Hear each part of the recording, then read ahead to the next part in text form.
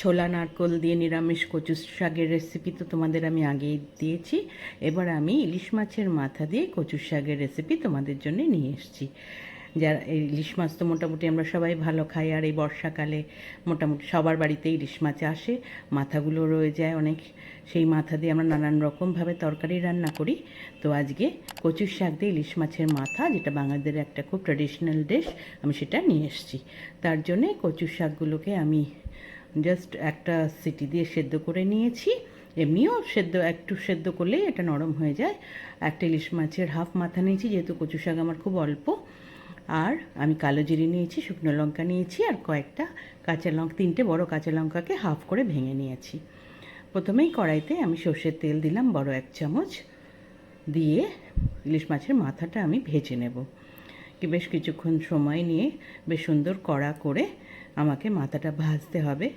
উল্টে পাল্টে এপাশ ওপাশ করে ভেজে নিয়ে যখন দেখবে সুন্দর মাছটা দুই দিকেই সুন্দর করে ভাজা হয়ে গেছে, দেখো এই দিকটা এরকম লাল হয়ে গেছে, অপর দিকটাও আমি উল্টে দেখিয়ে দিচ্ছি, হ্যাঁ এই দিকটাও ভাজা হয়ে গেছে দেখো। এবার আমি মাছের মাথাটা আমি তুলে নেব। এবার ওই তেলের মধ্যেই আমি যে কালো জিরে আর শুকনো লঙ্কাটা রেখেছিলাম সেটা আগে ফোড়ন দিলাম। দিয়ে কালো জিরা শুকনো লঙ্কাটা একটু ভাজা হলে তার মধ্যে কাঁচা লঙ্কাটা দিয়ে দিলাম। আগে কাঁচা লঙ্কাটা এই জন্যই দিইনি, কাঁচা লঙ্কাটা পুড়ে যাবে। তো দিয়ে একটু নাড়াচাড়া করে নিয়ে আরও 2টো কাঁচা লঙ্কা যে ভেঙে রেখেছি সেটা কিন্তু রাখা আছে। এইবার আমি এর মধ্যে যে কচুর শাকটা সেদ্ধ করে রেখেছিলাম সেটা দিয়ে দিলাম তেলের মধ্যে। দিয়ে ভালো করে আমি তেলের মধ্যে কিন্তু মিশিয়ে নেব কচুর শাকটা। দেখো ভালো করে চেপে চেপে সুন্দর করে মেশাতে হবে, মিশিয়ে নিয়ে ভাজতে হবে। আর সেদ্ধ করা হয়েছে যেহেতু, এতে তো অনেক জল আছে, এই কচু শাকটা রান্না করতে গিয়ে কিন্তু পুরো জলটা শুকিয়ে ফেলতে হবে এরকম ভাজতে ভাজতে। জল যদি থাকে তাহলে কিন্তু গলা ধরার চান্স থাকে। তো সেই জন্য এইভাবে আমি তার মধ্যে আরও কাঁচা লঙ্কা দিয়ে দিলাম যেগুলো ভেঙে রেখেছিলাম, কারণ এইসব কচু শাকে একটুখানি ঝাল বেশি দিতে হয়। আমি হাফ চামচ মতো নুন দিয়ে দিলাম, আর খুব সামান্য একটু চিনি দিলাম, আর একটু হাফ চামচ হলুদ দিলাম।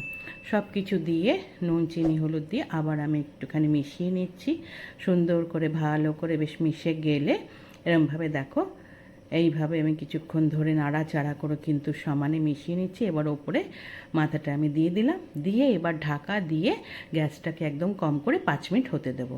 5 মিনিট পরে খুলেছি, আমার মাছের মাথাটাও নরম হয়ে গেছে। আমি এরকম খুন্তির সাহায্যে ভেঙে ভেঙে দিচ্ছি, আর কিন্তু কচুর শাকটার মধ্যেও সব মশলা ঢুকে গেছে সুন্দরভাবে, কিন্তু এটা মজে এসছে।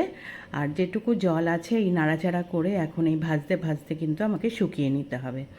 আমি এরকম কন্টিনিউয়াস নাড়তে থাকবো, নেড়ে এবার ওই মাছের মাথাটা ভালো করে মেশাতে থাকবো সুন্দর এভাবে অনেকক্ষণ ধরে, এরকম প্রায় 5-7 মিনিট কিন্তু আমি নেড়ে গেছি। নেড়ে আমার রান্নাটা হয়ে গেছে। আমি গ্যাসটা বন্ধ করে দিয়ে ঢাকা দিয়ে স্ট্যান্ডিং টাইমে 5 মিনিট রাখলাম। দেখো তারপরে খুলে দেখাচ্ছি, অনেকটাই দেখো পুরো কি সুন্দর সব মিশে গেছে। আমার কচুর শাকের ঘন্ট ইলিশ মাছের মাথা দিয়ে কিন্তু একদম রেডি টু সার্ভ। আমি একটা সার্ভিং প্লেটে সার্ভ করে দিয়েছি। গরম ভাতের সাথে এটা খেতে কিন্তু খুব ভালো লাগে।